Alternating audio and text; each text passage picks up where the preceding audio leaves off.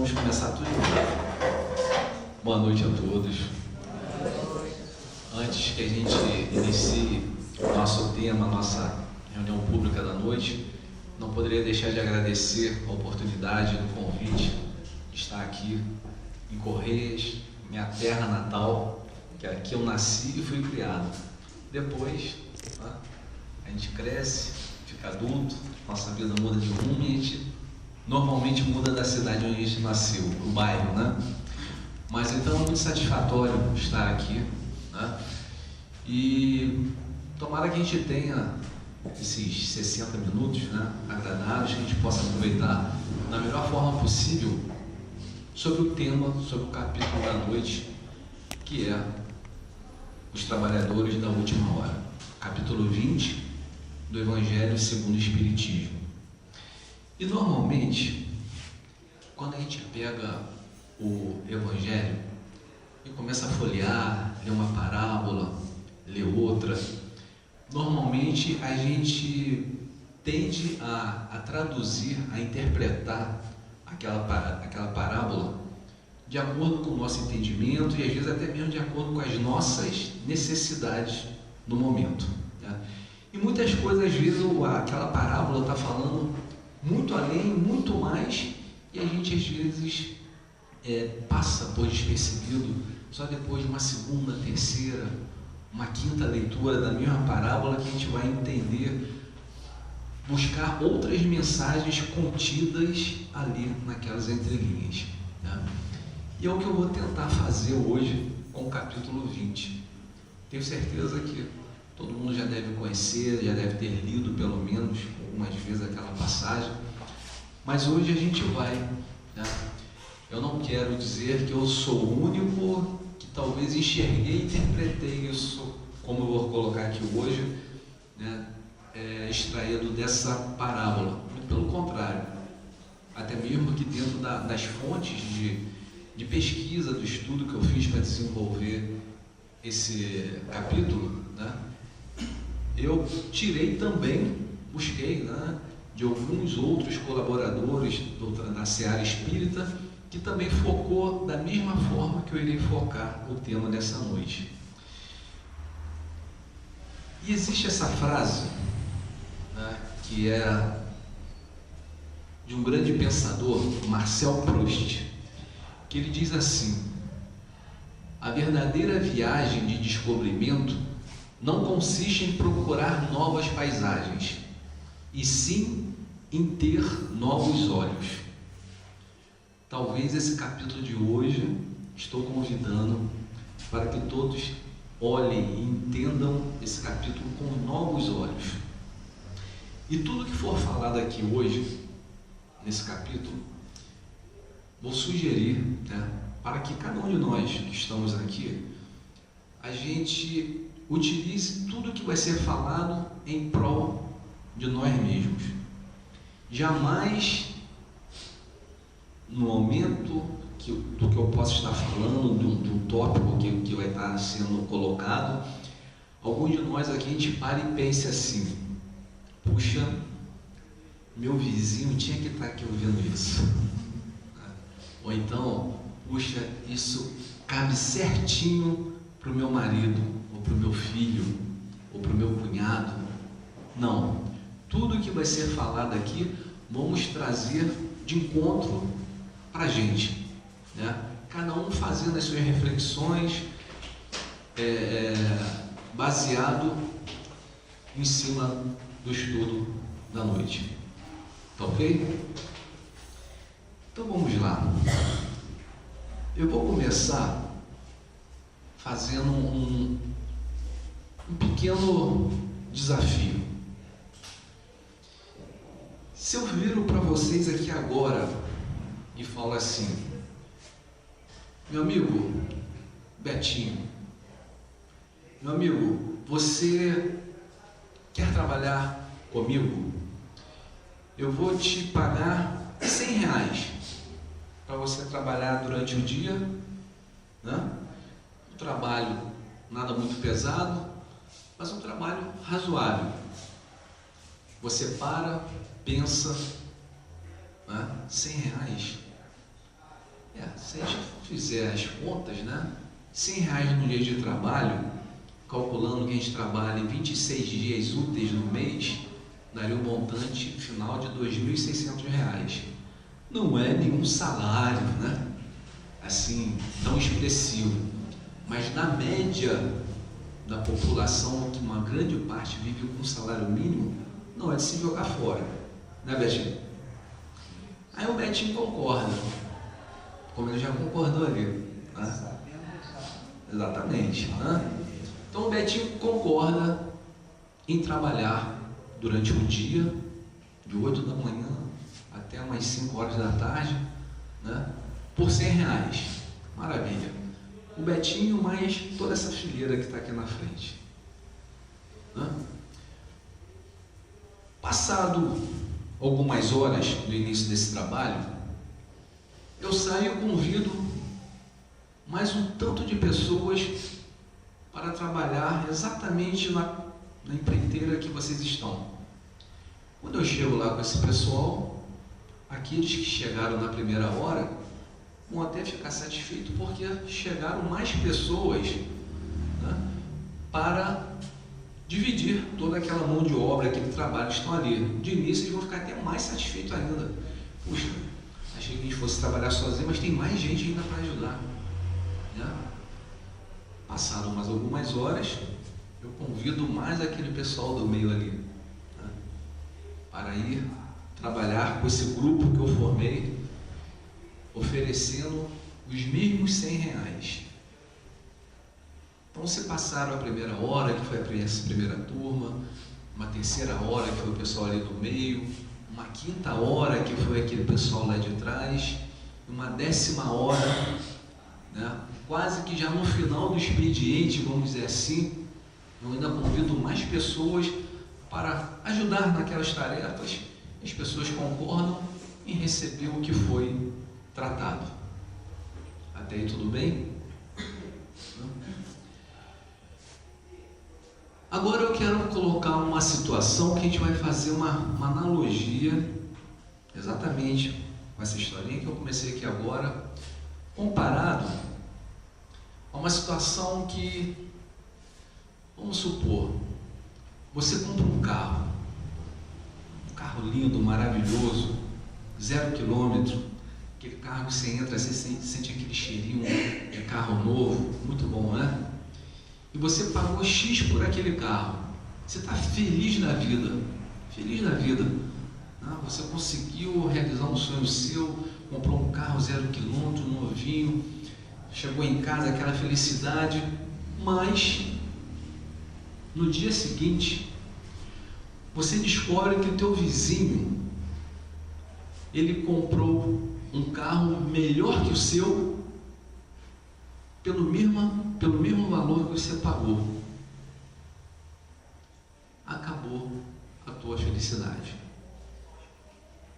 Algo começa a incomodar em você. Desculpa, gente.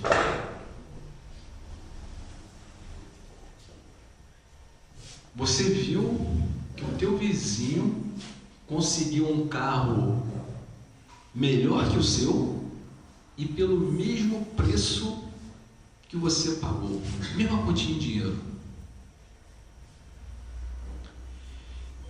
Em cima desse comportamento, lá na primeira história, quando aquele primeiro que foi convidado a trabalhar o dia inteiro para ganhar R$100, ele ficou muito contente, porque ele fez aquela conta, R$100 dias, realmente. Mas como ele começou a se dar conta que aqueles que estavam sendo chamados posteriormente, já para lá do meio expediente, para fazer tudo o que ele já vinha fazendo, para ganhar o mesmo que ele ia ganhar, esse pessoal, na primeira hora, já começa a ficar um pouquinho incomodado. Poxa, mas não é justo. Eu cheguei aqui 8 horas da manhã, vou trabalhar até 5 horas da tarde para receber R$100. Aquele chegou aqui 2 horas da tarde, vai trabalhar também até as 5 da tarde, vai receber o mesmo R$100 do que eu. Em cima desse comportamento, desse sentimento, começou a ser desenvolvido um estudo em 3 países diferentes: Alemanha, Holanda e no Japão, onde desses 3 cientistas, um de cada país, né, um teve um destaque muito grande, Dr. Takahashi. Eu vou me centralizar somente na pesquisa que foi desenvolvida em cima desse tipo de comportamento que desperta nas pessoas, né, desenvolvido pelo Dr. Takahashi, que foi o mais notório, que teve mais destaque, e que também os outros holandeses, alemães, são nomes tão complicados que isso é complicado de falar aqui. Então o Takahashi é mais fácil e, por coincidência, foi o que teve mais destaque. Ele começou a desenvolver um estudo para entender o que se passa, o que acontece, o que promove esse tipo de comportamento e que tipo de sentimento é esse que se desperta nas pessoas quando ele vê, né, algo em outra pessoa onde ele se sente como se ele estivesse tendo desvantagem, ou então ele gostaria de estar no lugar dele. Enfim, em cima dos estudos que foram desenvolvidos, o Dr. Takahashi, ele descobriu, deixa eu ver aqui para passar certinho, alguém se arriscaria aqui em dizer que tipo de sentimento que foi descoberto e desenvolvido um estudo perfeito pelo Dr. Takahashi em relação a esse tipo de comportamento? Alguém arriscaria em dizer? Inveja. Certo, Pedro? A inveja. A inveja. Mas não é justo. Eu cheguei às 8 da manhã, trabalhei até às 5 da tarde para receber R$100, e aquele que chegou às 3 vai sair às 5, vai receber os mesmos R$100. Não é justo. Mas por que não é justo, meu irmão? O que eu combinei contigo? E que na hora você até aceitou com agrado. Eu não combinei com você que eu iria te dar, não foi, Betinho? Que eu iria te dar R$100 para trabalhar de 8 às 5 da tarde. Eu estou faltando com a minha palavra, com o que eu tratei contigo? Não estou. Mas não é justo. Mas por que não é justo? A mesma situação do carro. O sujeito compra um carro, pagou X pelo carro, está feliz da vida. Descobre no dia seguinte que o vizinho comprou um carro melhor ainda pelo mesmo preço. Acabou a felicidade dele. O vizinho que comprou o carro melhor que o seu e pagou o mesmo valor que você pagou no seu carro, ele tem culpa de ter despertado em você a inveja? Não tem. Porque a inveja está contigo. Ele não tem culpa. O carro que você comprou, ele não é novo? Não é 0 quilômetro? Não está cheirando a novo? Era o carro que você queria comprar? Era o do teu sonho de consumo? É. E por que você deixa de ser feliz só pelo fato do teu vizinho ter comprado um melhor que o teu e ter pago menos? Como você chama isso? Inveja. E é exatamente o que aborda lá o capítulo 20, além de outras coisas mais, mas está lá. Se a gente pegar lá o capítulo 20 do Evangelho, os trabalhadores da última hora, quando gera-se esse confronto, esse impasse, né? Quando os trabalhadores da primeira hora começou a perceber que eles estavam recebendo o mesmo valor daqueles que trabalharam menos horas do que eles se sentiram injustiçados. Antes que eu dê continuidade aqui, eu esqueci de falar uma coisa importante bem lá no início, que essa palestra, essa reunião que a gente está fazendo aqui, eu vou abordar ela de duas formas, porque a gente sabe que a doutrina espírita, ela tem o tripé, né? Que ela é baseada, ela é ciência, filosofia e religião. Então, desse capítulo eu vou desenvolver essa primeira parte, podemos dizer assim, falando desse capítulo do Evangelho, mas na base da ciência, focado na base da ciência. Depois de metade da nossa palestra, que vai até meia-noite, né, Pedro? Vamos falar desse mesmo capítulo focado à luz da doutrina espírita, do Evangelho segundo o Espiritismo. Tá ok? Então o Dr. Takahashi, ele descobrindo, né, querendo entender esse comportamento das pessoas, ele começou a desenvolver um estudo, né?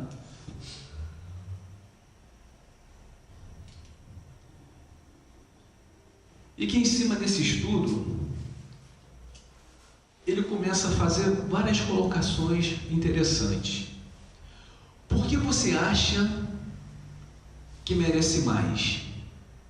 Você sempre acha que você merece mais, principalmente quando você está se comparando a uma outra pessoa. No mínimo você quer ter igual o que ele tem. Se não é para ser mais, que vai ser melhor, mas pelo menos tem que ser igual. Por quê? Dr. Takahashi conseguiu localizar no cérebro onde fica o sentimento da inveja. Vamos trabalhar esse ponto aqui.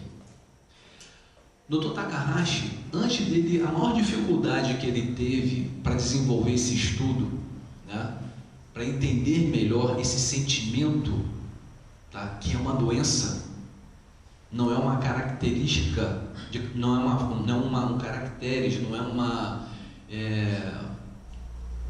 é uma formação de caráter, o invejoso. A inveja é uma doença. E no final, vocês vão compreender quem é o maior prejudicado. Se é a pessoa invejada, que normalmente a gente imagina assim, nossa, aquela pessoa tem que abrir o olho porque ela é tão invejada, todo mundo tem inveja dela, ou se é um invejoso. No final a gente vai ter essa conclusão para saber quem é mais o prejudicado. A maior dificuldade que o Dr. Takahashi teve de desenvolver esse estudo, que qualquer pesquisa depende de voluntários, né, cobaias, perfeito, para desenvolver determinados estudos. E a maior dificuldade que o Dr. Takahashi teve era de encontrar pessoas que levantavam o dedo e falavam: eu sou invejoso, pode contar comigo aí que eu vou fazer parte da sua lista. Mas sério, gente, como encontrar alguém que se admita ser invejoso?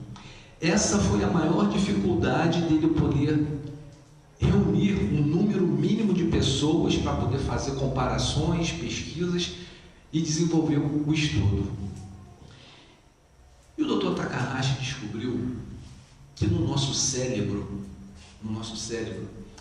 existe uma área que no nosso cérebro ele é tudo dividido, né? E cada parte ele responde a um sentimento, a uma ação, a visão, ao paladar, à fala, enfim. E no nosso cérebro existe uma parte, tá, que é onde fica situada a dor. É a parte responsável que faz com que a gente perceba e sinta a dor. E nesse mesmo espaço, Dr. Takahashi descobriu que esse mesmo espaço que fica a dor, ela é análoga à inveja. A inveja fica no mesmo espaço onde fica a dor. no cérebro. Então ele começou a descobrir que quanto maior a inveja que a pessoa sinta por algo ou por alguém, mais dor ela sente. Mas não é dor física, é uma dor que só o invejoso sabe o que é, o que aquilo causa nele. Vamos passar aqui.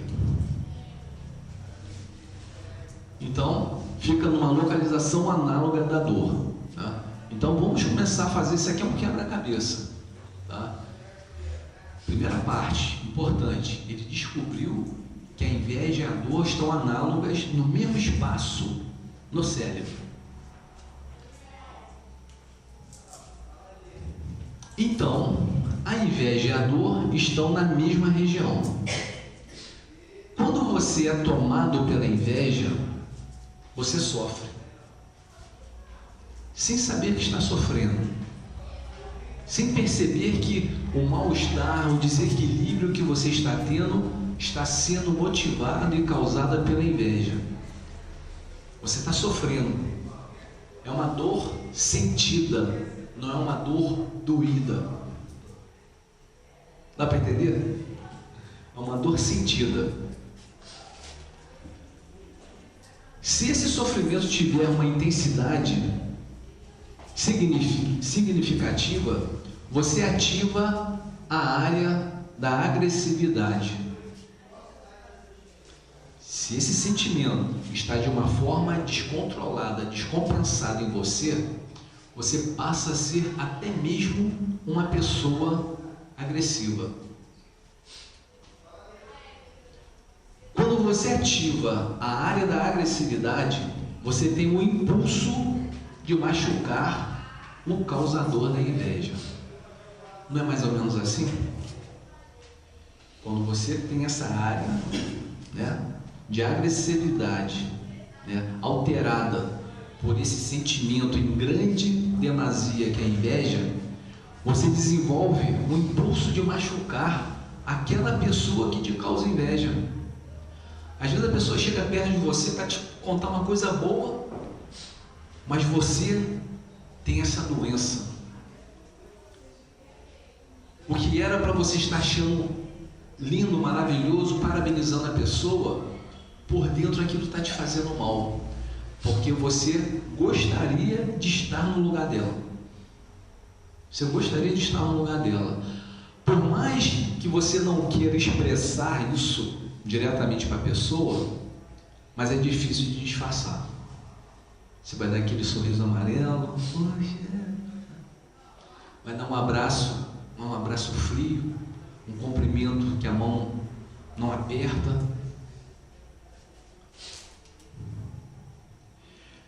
Quando esse círculo se fecha, você sente prazer em ver a outra pessoa se dar mal. Esse ciclo que eu falo, né, quando a pessoa está nesse ciclo, desenvolvendo, trabalhando esse sentimento dentro dela, o que o invejoso mais quer é ver o seu invejado, né, se dar mal, quebrar a cara. Por mais que ele não tenha controle disso, mas é o desejo que ele tem. E quando você ativa as coisas dessa maneira, você perde a capacidade de sentir o prazer legítimo. Quando o Takahashi fala isso, e quando você ativa as coisas dessa maneira, você perde a capacidade de sentir o prazer legítimo. Que prazer legítimo é esse que o Dr. Takahashi está falando? É o prazer de você se contentar e ser feliz com o que você tem, com o que você é, com o que você possui, com você. Mas só que você não consegue. Você pode ter a melhor casa do mundo, a conta bancária mais gorda do mundo, o carro mais lindo do mundo, que você não consegue, você perde a capacidade de sentir o prazer legítimo com que são suas conquistas. Você perde essa capacidade. Você só passa a ter prazer quando você tem alguém na sua frente, principalmente quando são pessoas do teu ciclo de convivência, seja irmão, parente, de uma forma geral, colega de trabalho, vizinho, né? Quando você se coloca na frente daquela pessoa, se mostrando ser melhor, se mostrando que o que você tem é melhor do que o dele. Se em algum momento você se sentir numa situação de desvantagem, acaba com o teu dia.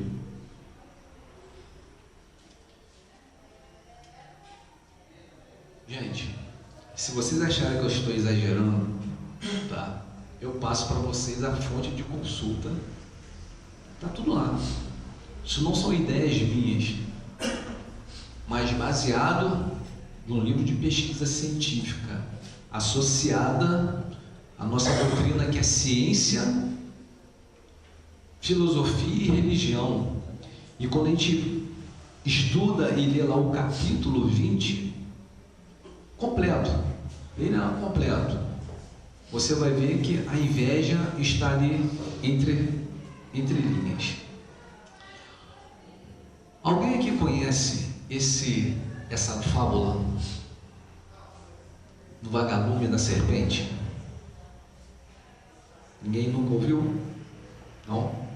Então vou falar aqui rapidinho. Viu o vagalume, né? Com a luzinha dele lá piscando, feliz e saltitante, né? Lá no bosque. Quando de repente ele é surpreendido por uma serpente. E nisso começa aquela fuga, né? O vagalume fugindo, dando em rasante dele, e a serpente dando os botes, querendo pegar o vagalume, e foi aquela fuga e perseguição ao mesmo tempo, até que o vagalume, ele se rendeu, porque ele não tinha mais forças para voar. E quando ele se viu encurralado, e a serpente viu que ele não tinha mais para onde correr, e não tinha mais asas para voar, a serpente, que nem está ali, armou o bote para abocanhar o vagalume. O vagalume falou: por favor, 1 minuto, por favor, só 2 perguntas. A serpente parou, o vagalume vira para ela e pergunta assim: por que a senhora quer me comer? Eu faço parte da sua cadeia alimentar? A serpente ficou assim parada, falou: não. Eu lhe fiz algum mal? Eu lhe prejudiquei você em alguma coisa? A serpente: não. Aí o vagalume pergunta: então, por que a senhora quer me comer? Aí a serpente olha para o vagalume e fala: é porque a sua luz me incomoda. Nada pessoal, mas você brilha. Trazendo essa fábula pequenininha, mas tão inteligente para o nosso dia a dia. Não é mais ou menos assim que a gente presencia às vezes as coisas acontecendo na nossa vida? Vamos colocar alguns exemplos aqui. Por exemplo, na casa espírita. Você é um trabalhador na casa espírita, ali 30 anos na casa espírita. Aí de repente chega um trabalhador novo, né? Menos idade que você, né? Menos tempo de doutrina. E essa pessoa, de repente, começa a ter um destaque maior, um holofote maior em cima dela, as pessoas procurando, cogitando mais essa pessoa para algumas tarefas.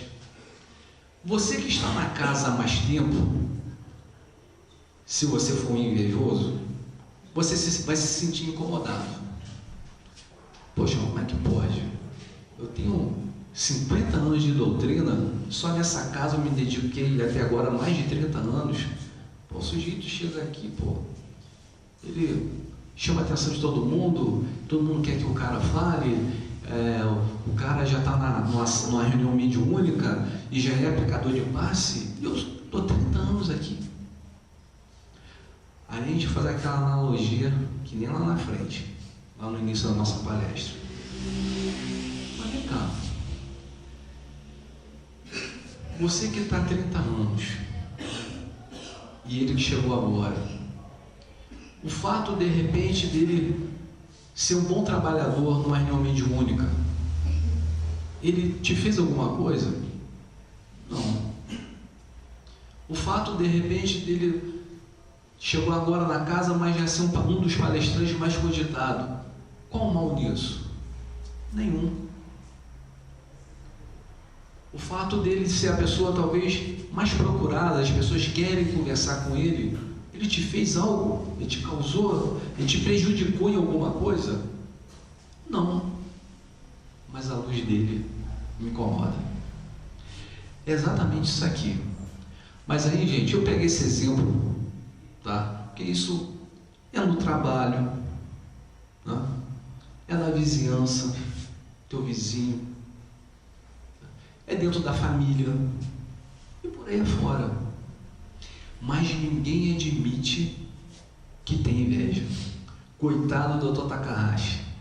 Eu imagino o que ele deve ter sofrido, né, para conseguir um grupo de pessoas que se admitiram ser invejoso.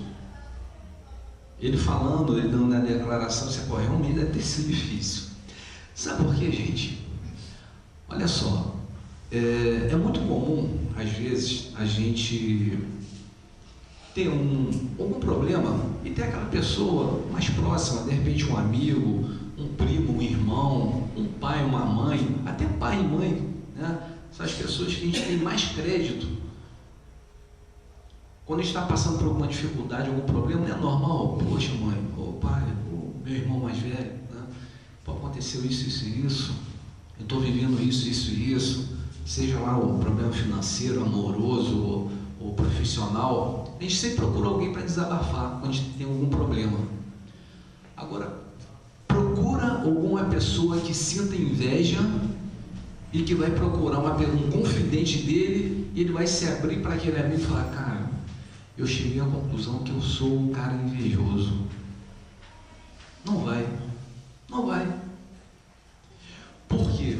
Porque é uma coisa raríssima das pessoas admitirem ter inveja.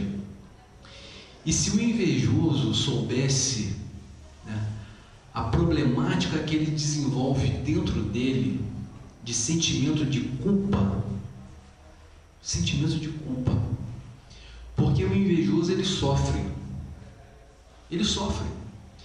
e nesse sofrimento ele desenvolve um sentimento de culpa que vai desencadear vários problemas na sua vida física e espiritual.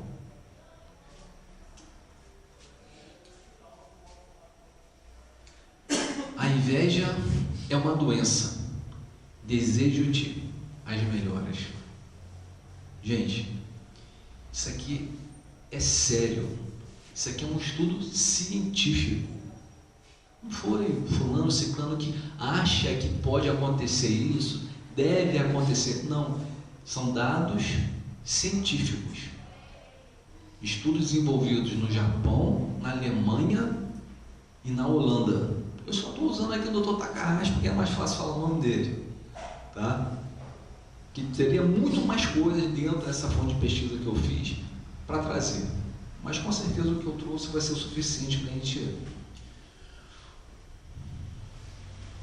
Então vamos lá, para a gente entender melhor todo o dano, toda a complicação que esse sentimento devastador causa na gente. Efeitos colaterais na sua saúde física e espiritual causado pela inveja. Vamos imaginar? Não. Vamos deixar para imaginar depois. Deixa eu falar dessa ocitocina aqui. Essa ocitocina é um hormônio, me fugiu a palavra. Um hormônio muitíssimo, mas muitíssimo importante. Ele atua sobre vários neurotransmissores. mais de 60 neurotransmissores. Mas só que eu vou me respaldar aqui somente em 3, para a gente entender o que a ocitocina causa, media nesses 3 neurotransmissores que eu vou colocar aqui, e o que isso desencadeia na pessoa. Vamos imaginar, até para a gente entender melhor, dar um exemplo aqui, vamos imaginar que o nosso cérebro é um carro, tá? A noradrenalina, a dopamina e a serotonina são esses 3 neurotransmissores que eu selecionei para poder chegar na parte final aqui do nosso estudo pelo lado científico. Vamos nos colocar que o nosso cérebro é um carro. Todo mundo aqui, até mesmo que as pessoas que não dirigem, vai entender esses termos que eu vou usar. Então, o nosso cérebro é um carro, né? E o carro ele tem 3 pedais. Tem o acelerador, o freio e a embreagem. Isso quando o carro não é automático, né? O carro automático são só 2, mas carro normal, manual, acelerador, freio e embreagem. A noradrenalina, a gente podia dizer que ela é o acelerador do nosso carro. E o nosso carro é o nosso cérebro. Como a inveja e a dor estão análogas no mesmo espaço no cérebro, e quando essa intensidade desse sentimento é forte demais, isso gera um aumento da ocitocina, desse hormônio. E o aumento dessa ocitocina, agindo em cima da noradrenalina, que é o nosso acelerador, vai fazer com que a gente tenha uma baixa desse hormônio, desse neurotransmissor, a noradrenalina. Se a noradrenalina é o nosso acelerador, isso diminui, o que vai acontecer com a gente? Um carro que perde aceleração, ele anda devagar. É o que vai acontecer com a gente. Você não vai parar, mas você vai se arrastar. Desânimo, falta de vontade para tudo e para qualquer coisa. Até faz, mas você começa a se sentir, você próprio começa a se sentir uma pessoa improdutiva, porque você está devagar. Você desacelerou com a ação da ocitocina em alta, desequilibrando a noradrenalina. Porque o nosso organismo, gente, tudo tem que ter o equilíbrio. As taxas, né? Tudo em equilíbrio. Se a tua glicose vai lá em cima, você vai ver uma opção de estrelinha na tua frente e vai cair. Se ela for lá embaixo, você desmaia. Se o colesterol está lá em cima, o triglicerídeos também pode estar certo, que as artérias vão estar entupindo, se não já estiver. Por quê? Tem que haver equilíbrio. Em qualquer coisa, não só aqui, mas na vida. Perder o equilíbrio, perde-se o controle. O segundo pedal seria o freio. O freio. Se a gente está com um desequilíbrio ali na ocitocina em alta, prejudicando aqui esse neurotransmissor que é a dopamina, o que vai acontecer com a gente? O que aconteceria com um carro sem freio? Não precisa nem detalhar, né? Você vai descer de morro abaixo e sai da frente que ninguém te para. Por quê? Porque a dopamina, ela regula os seus impulsos de raiva, de sentimentos de uma forma geral, de raiva, de qualquer coisa que te tiraria, né? Você teria o equilíbrio de se manter, você perde esse controle. Você fica uma pessoa mais irritada, pronta a explodir a qualquer hora, porque a falta da dopamina, vai fazer com que o teu equilíbrio emocional fique desgovernado. É um carro sem freio, né? É onde você às vezes sempre foi aquela pessoa branda, tranquila, mas de repente, num desses desequilíbrios, as pessoas te veem numa atitude, num comportamento, num tom de voz mais alterado, né? Numa fala, num verbo não muito simpático, compatível com o que você sempre foi. Tem algo descompensado aí. Você está à flor da pele. E a serotonina, essa talvez seja a mais séria. A serotonina, ela faria o papel da embreagem do carro. Qual é a função da embreagem do carro? É desenvolver, né, força, velocidade no carro. Você vai passar a primeira marcha, você tem que pisar na embreagem. Quer que o carro ande mais rápido?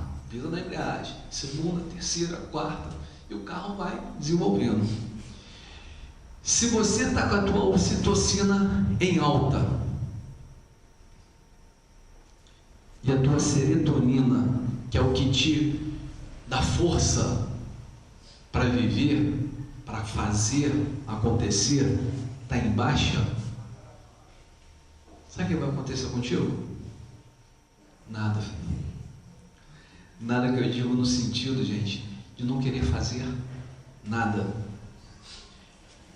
Seria a mediação, a ação da ocitocina mediada com a serotonina te levando a uma profunda depressão.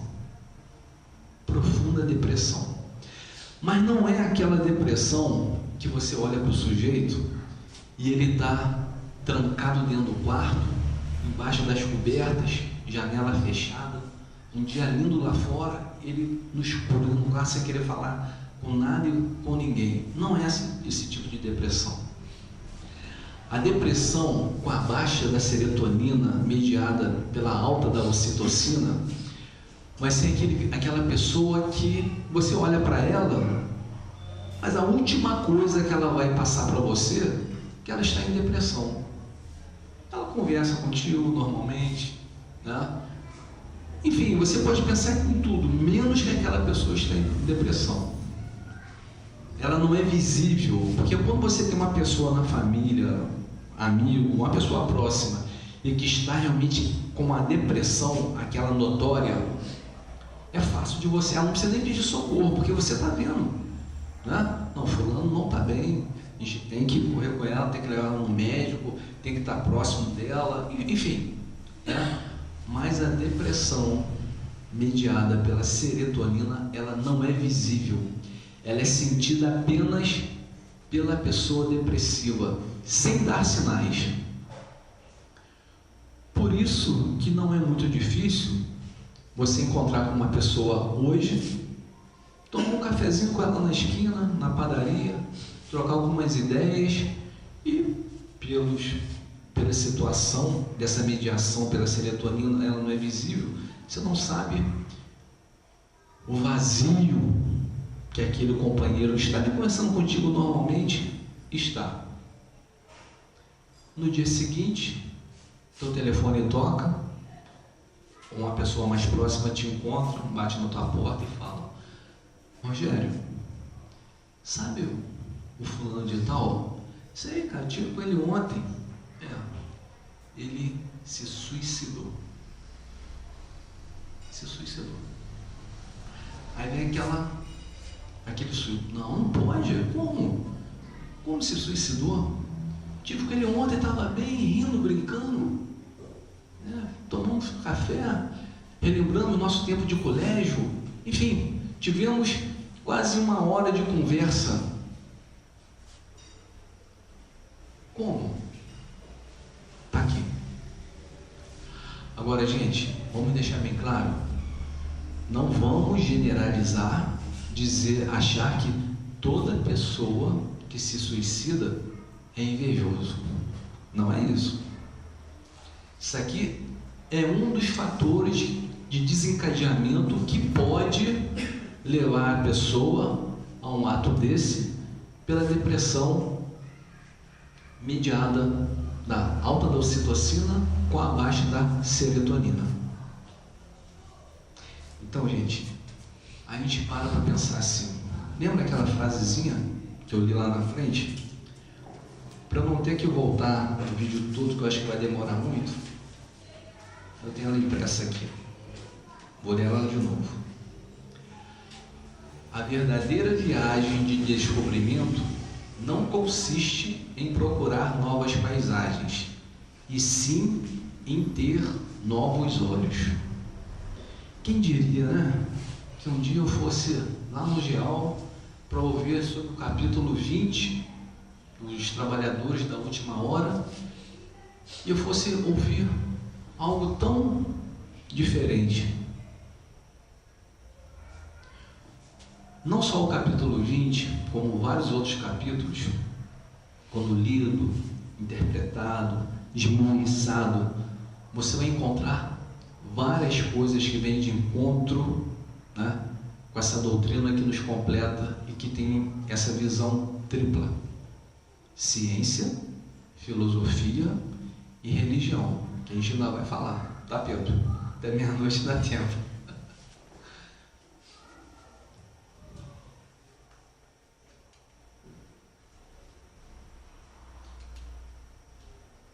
Bem, aqui eu já vou antecipar que foi o que eu fui colocando, mas isso aqui a gente pode pular, senão a gente não sai daqui meia-noite. Mas e aí? Vamos fazer um teste agora? Como está a nossa ocitocina? A gente nunca parou para pensar nisso, né? Lembra que eu falei? E a ocitocina do meu vizinho deve estar lá no alto, do meu irmão e do meu amigo do trabalho. Então essa ocitocina ali deve estar totalmente... Não vamos pensar assim. Vamos trazer essa reflexão para a gente.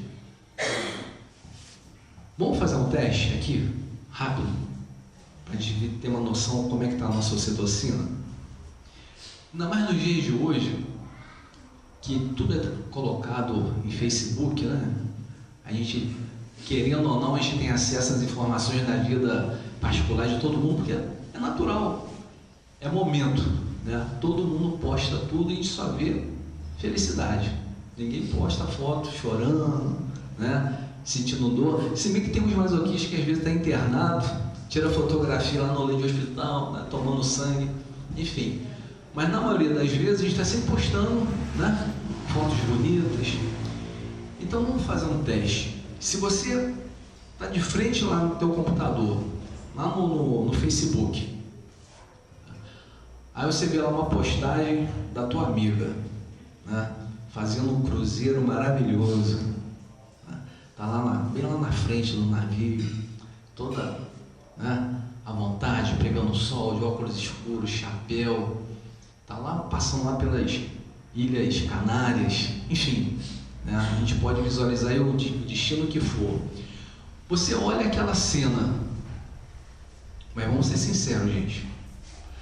Se você olhar aquela cena e você falar que assim, olha só, ela está viajando, fazendo um cruzeiro lá no Caribe, puxa vida. Mas está gorda, hein? É inveja. Por mais que as pessoas não saibam, é inveja. Ela gostaria de estar ali, mas ela foi focar talvez numa coisa que desagrade a ela, mas que para você, tanto faz você estar gordinha ou magrinha, você está bem. Por isso que o invejoso, gente, no final da história, ele é a vítima, não é o invejado, é o invejoso. Quer ver mais uma coisa? Chega uma pessoa perto de você, feliz da vida, né? Querendo contar um fato legal, interessante, principalmente se for de um filho. Eu chego perto de você e falo assim: puxa vida, meu filho passou no vestibular para fazer a faculdade dele. Aí eu olho para você, dou aquele sorriso assim amarelo, também, né? Nessa faculdade vagabunda, qualquer um passa. O invejoso, ele tem o prazer de ferir. Ele tem o prazer de ferir. É a inveja, né? Ainda que ele não se perceba desse mal, por ele não perceber, é que esse sentimento o leva a um sentimento de culpa tremendo. Porque todas as pessoas em volta dele percebem, mas ele não. E começa a ver o quê? O afastamento das pessoas que estão próximas dele. Quando ele vê, ele é uma pessoa isolada. E ele, trabalhando já durante um bom tempo, um sentimento de culpa terrível.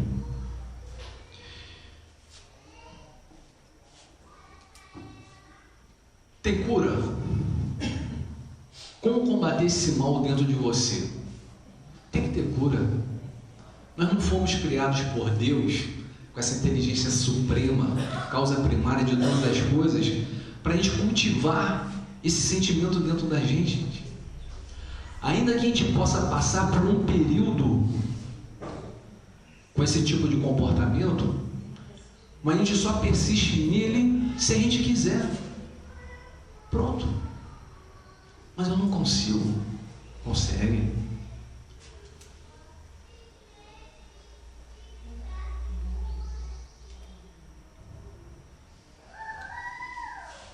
Três passos para a gente arrancar umas das mazelas que nós trazemos com a gente. Que hoje a gente está falando muito da inveja, né? Mas além da inveja, né? Egoísmo, orgulho, a vaidade, principalmente tudo em descontrole, quanta coisa. Mas vamos continuar aqui na inveja. Primeiro de tudo, é você admitir. Você não tem coragem, porque normalmente a gente não tem coragem de expor uma coisa tão íntima nossa, para o melhor amigo, para o melhor confidente que a gente tenha. Pô, como é que eu vou falar para ele que eu sou invejoso? Você já percebe que isso te incomoda, mas você tem que trabalhar então isso contigo. Mas você não vence ela sozinho. É que nem o AA. Se a pessoa não se admitir que ela é alcoólatra, não adianta ela estar lá no AA. E só porque o irmão levou, a mãe levou, o pai, o vizinho, o amigo. Não. Antes dele chegar lá, ele tem que se admitir. Eu sou alcoólatra. Eu preciso de ajuda. É a mesma coisa. A gente que carrega esse sentimento de inveja. Não, eu não posso carregar isso comigo. Eu tenho que extirpar isso de dentro de mim.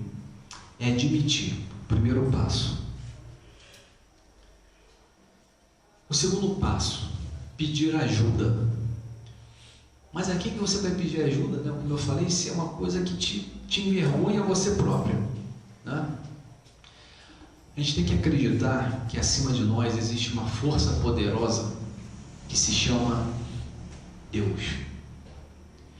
É você se render a Ele 1 minuto, 2 minutos no dia, querendo transformar esse sentimento dentro de você e falar: Pai, me ajude a arrancar esse sentimento só por mais um dia.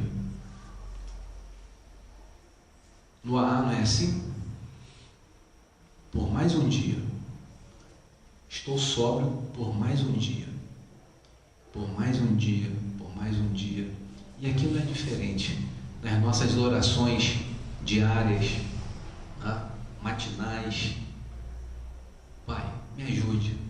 Na hora que eu perceber que em alguma situação, que eu estou vendo um amigo meu navegando pelo Atlântico, que eu senti que vem aquele impulso de eu olhar para ver se a sunga dele está furada ou se o tênis está rasgado, para eu poder criticar, me segurar.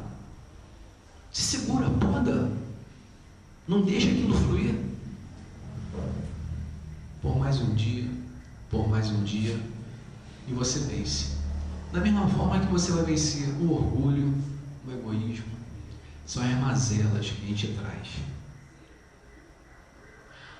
Agora, sobrou muito pouco tempo para eu falar nesse mesmo assunto da doutrina espírita, mas vai ser mais fácil, que é uma coisa mais rotineira, né? Da gente entender essa parábola, os trabalhadores da última hora, que é muito normal a gente ouvir, né? Quem são os trabalhadores da última hora, da primeira, da segunda hora? Então isso aqui eu vou passar, eu tenho certeza que todo mundo aqui já está craque nessa parte, né? Mas essa parte da ciência, né, é fundamental. E vocês leiam lá no Evangelho, capítulo 20, porque aqui não é um seminário, aqui é uma palestra de 1 hora. Lê lá o capítulo todinho, né? E o chefe de família saiu a semear, saiu a assalariar, o da primeira hora, da terceira hora, da quinta, o da 10ª, e vai colocando exatamente esses exemplos que eu coloquei aqui, a discórdia que existe pelo fato, né, da desvantagem, da inveja.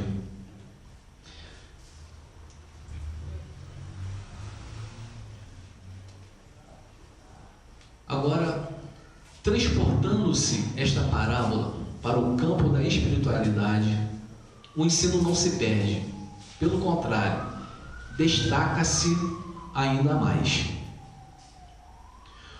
Os trabalhadores da primeira hora, agora a gente já está trazendo, né, para a luz da doutrina espírita. Saímos da ciência, tá ok? Os trabalhadores da primeira hora são os espíritos que contam com o maior número de encarnações, mas que não souberam aproveitá-las, perdendo as oportunidades que lhes foram concedidas para se regenerarem e progredirem. Faz sentido, não faz? Aquele que foi chamado da primeira hora, que olhando assim, de acordo com as horas trabalhadas, ele trabalhou de 8 da manhã às 5 da tarde, né? Mas é aquele que precisa do trabalho, ele precisa. É aquele que já teve 1, 2, não sei quantas reencarnações e às vezes se vê caindo sempre no mesmo buraco. Para que existe a reencarnação? Para a nossa evolução.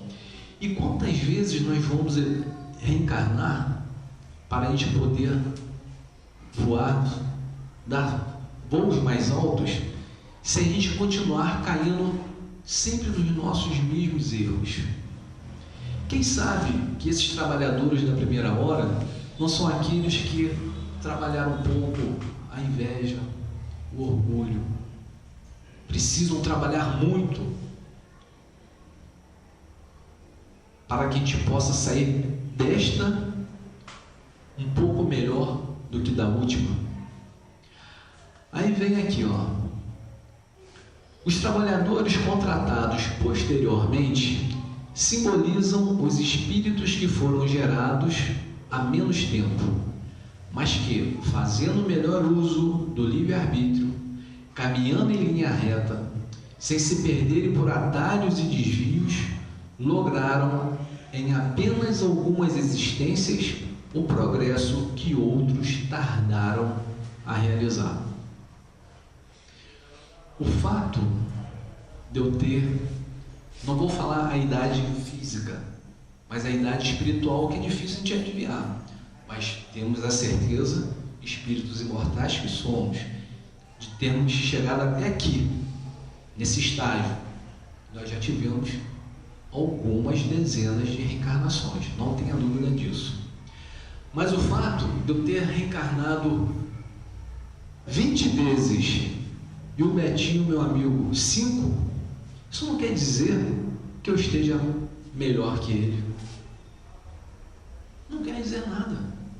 O tempo não quer dizer nada se a gente não souber usar o nosso livre-arbítrio, que cada um de nós somos dotados.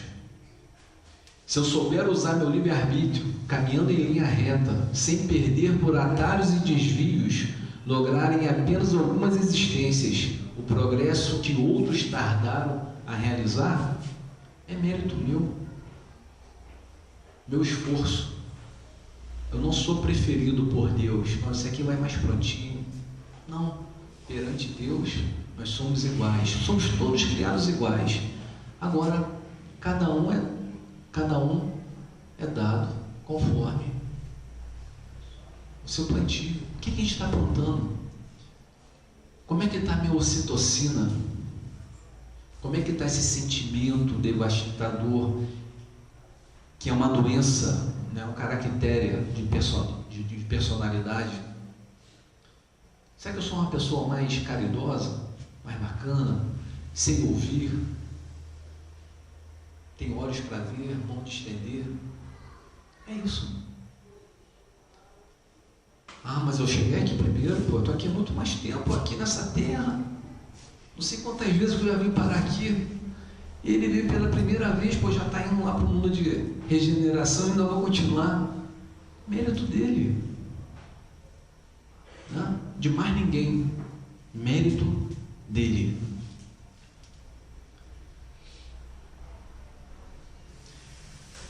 Isso tudo está lá no capítulo 20. Já estamos terminando, tá, Pedro? Agora, nós espíritas, qual é a nossa missão? De tanta informação que nos chega, informação tão preciosas, porque aí vale até a gente abrir um parênteses, porque, gente, não é querer destaque. Todas as religiões na vida do homem têm um valor imenso. Tanto é que praticamente que todas elas idealizam a imortalidade da alma, Deus, né? Ainda que algumas de uma forma bem distorcida, né? Muito folclórica, mas naquele momento é o que mantém ele em linha reta. Porque se não fosse nem aquilo, ainda que aquela situação, o entendimento deles para a gente entenda que não é bem assim, mas se aquilo ainda mantém ele na linha reta, está ótimo.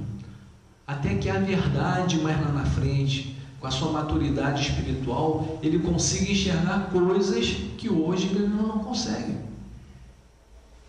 Né?